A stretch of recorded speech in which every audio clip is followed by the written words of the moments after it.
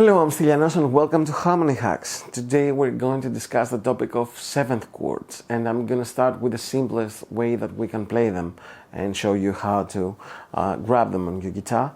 First of all, what is a seventh chord? A seventh chord adds one more note to the triad. It's a third on top of the triad, creating what we call four-note harmony. So I'm going to show you how to play the four voice chords with the root on the 6th string and the root on the 5th string for today. So let's say we're playing A on the 6th string. So this is the major 7th chord,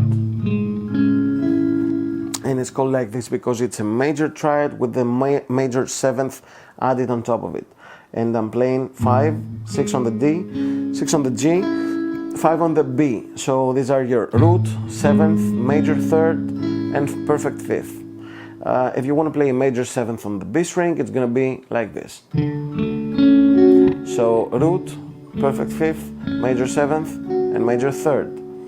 Now, if you want to play a dominant chord, it's really easy. From the major 7th, what you do is you lower down the major 7th interval. So this note right here, you take it down a half step. So you get this. And this is your A7 chord with the root on the 6th string.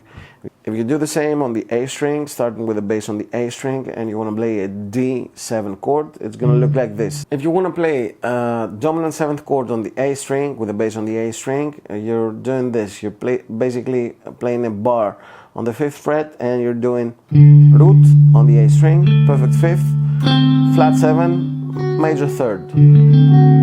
Now the minor 7th is when you lower down the major 3rd of a dominant 7th chord.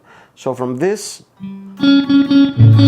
is my major 3rd. I'm taking down a half step, and this is how I played. Root note on the 6th string, and then I play bar with my 3rd finger, my ring finger, across the 3 strings D, G, and B.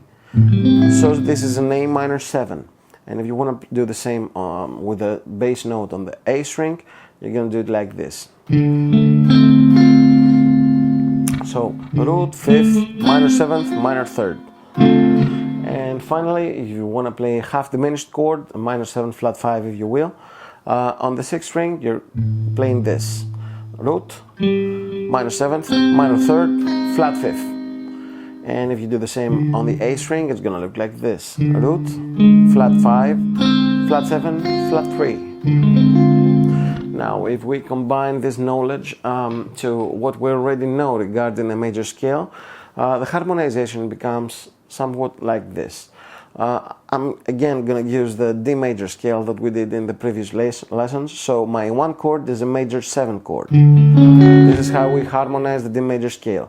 1 major 7, 2 minor 7, 3 minor 7, I can do it here or here maybe, 4 major 7, 5 dominant 7, then 6 minor 7, or here, whichever you prefer, and 7 half diminished. Now if I apply all of those to an existing song that I already know and I've analyzed so that I know the harmonic functions of each of those chords, and once again let's take the basket case example, it's gonna sound like this.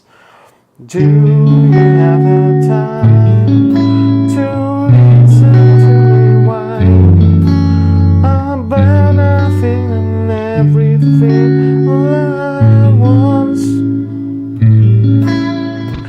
And this adds much more depth sometimes and much more color for sure to your basic triads, and this is why we use it. And there are other ways which we'll discuss in the future.